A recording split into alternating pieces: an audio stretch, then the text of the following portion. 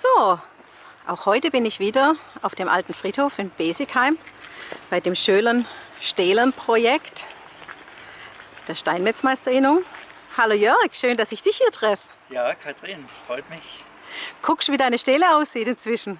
Ja, ich habe sie bewundert eigentlich immer noch, weil sie tadellos ist. Ja, da erkennt man gute Qualität.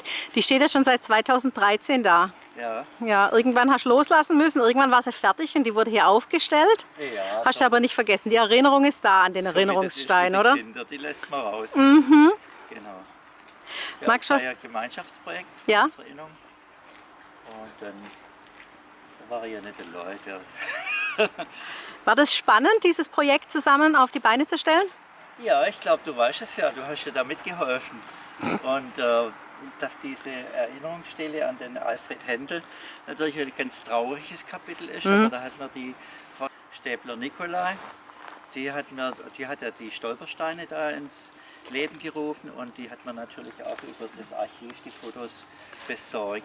Ja, auf der Rückseite von deiner Stele, da hast du ja deine Info eben auch in Anlehnung an die Ja, Stolpersteine so gestaltet, genau.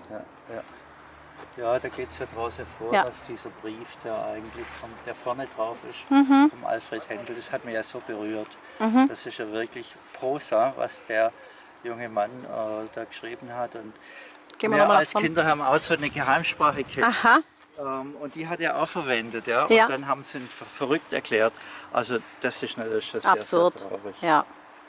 Und diese, ja, was man vielleicht auch wissen sollte, was man nicht gleich auf Anfang auf Anhieb hin versteht, das sind diese Möcken, die Ja. es da gibt, die Okay, Steinmöcken. Ja. ja. Das sind also zum Beispiel die Symbolik, die stammen von oben. Ja. Also die Stele wäre ja viel höher gewesen und ich habe die oben abgebrochen. Es ist ein Abbruch da, Ja. aber es ist immer noch erinnert. Ja. Es ist weg, aber es ist noch da. Also wenn man das fast Wie Puzzleteilchen, ja, kann man na, sagen. die aber- eigentlich das Ganze Ja. wieder zusammengeben Ja. würden. Also das ist ja synonym für diese Ja. Menschen, die auch nicht mehr da sind, aber man erinnert sie. Die Und das gebrochen ist ja wurden. Genau diese Steine, die da, Ja. das ist Symbol, sage ich jetzt. Finde ich sehr schön. Vielen Dank für deine Erklärung. Jörg, ich wünsche dir alles Gute. Danke, dass du so ein Ja. schönes Werk für Besigheim Ja. gestaltet hast. Ja. Super toll. Mich freut es, dass sie erhalten bleiben. Tschüss. Tschüss. Hey Leute, hat's euch gefallen? Dann guckt doch öfter mal in meinen Kanal rein. Oder auf meine Homepage, da hat's ein ganz nettes Programm. Bei uns ist nämlich etwas Butter.